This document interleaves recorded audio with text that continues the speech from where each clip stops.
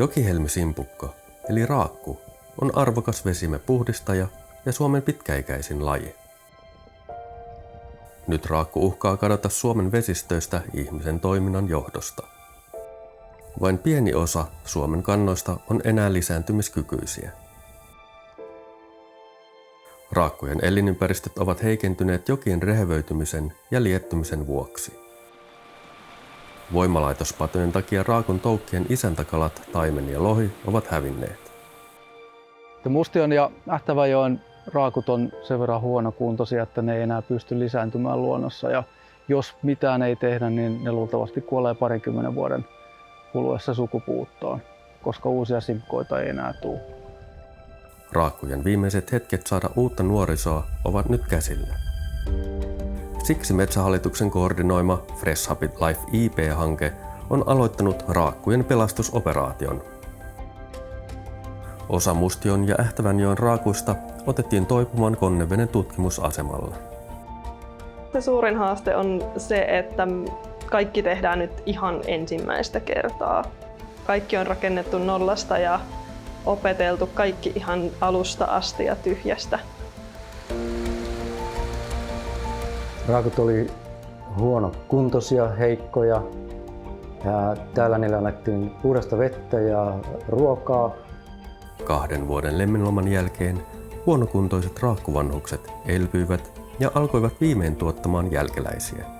Olihan se ihan huikea fiilis ja huikea tunne, kun näki ne ensimmäiset pienet klokidiat siellä ja että hei, että tämä lisääntyminen on nyt onnistunut.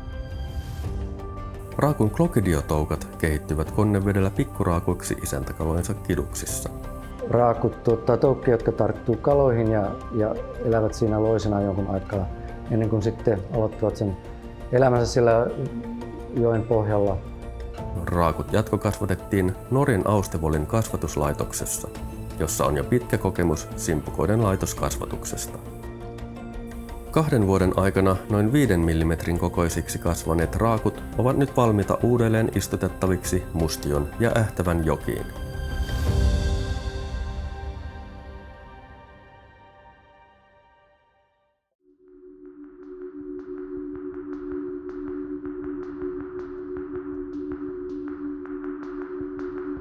Nyt on tarkoitus ne pikkuraakut viedä tuonne semmoisessa bokseissa, viedä sinne Ähtävänjoen pohjaan ja ne on siellä muutaman vuoden ja sitten tarkoitus palauttaa ne takaisin tuonne jokiluontoon, sitten päästä ne vapaaksi kasvamaan sinne aikuiseksi.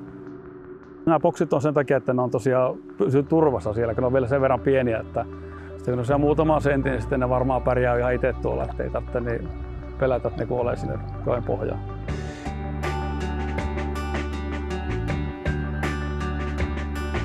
Mustionjoella ja Ähtävänjoella on kunnostettu raakuille elinalueita, jotta ne raakut voidaan palauttaa luontoon. Koko vesistön valuma-alueella on tehty kunnostustoimenpiteitä kiintoainekuormituksen ja ravinnekuormituksen saamiseksi kuriin, jotta tämä joen vedenlaatu paranisi ja säilyisi hyvänä vielä tulevaisuudessakin. Mutta urakka on tietysti suuri. Uusia kalateitä on rakennettu Mustionjoen voimalaitospatoihin. Tavoitteena on saada koko joki vaelluskelpoiseksi, jotta raakun poikasten isäntäkalat, taimen ja lohi pääsevät vapaasti nousemaan joelle. Lohikalojen on havaittu nousevan jo rakennetuista kalateistä. Tämä meidän palautusoperaatio käytännössä tuplaa sekä Mustion että Ähtävänjoen populaatiot. Kuitenkin se itse lisääntyvän raakkupopulaation aikaansaaminen on pidemmän ajan haave, että niillä kestää semmoinen 20 vuotta ennen kuin ne itse alkaa lisääntymään. Se, että me saadaan se raakku voimaan hyvin siellä joessa, niin se on hirveän tärkeä asia, koska kun raakku voi hyvin, niin me voidaan olla varmoja siitä, että myöskin siellä joessa muutkin virtavesien eliöt, ne voi hyvin. Tämä kotimaisen kasvatuksen käynnistäminen sinänsä on ihan huikea edistysaskel ja auttaa myös monien muiden eteläsuomalaisten ja muidenkin suomalaisten populaatioiden tilaa. Että tässä on semmoinen työkalu, jolla voidaan elvyttää ja todennäköisesti pelastaa monta kuihtuvaa raakkupopulaatiota Suomessa. Ilman näitä toimenpiteitä niin kohtalo olisi ollut varmasti sukupuutto tai häviäminen. tästä joesta. Näillä toimenpiteillä niin ollaan annettu raakulle mahdollisuus, uusi mahdollisuus.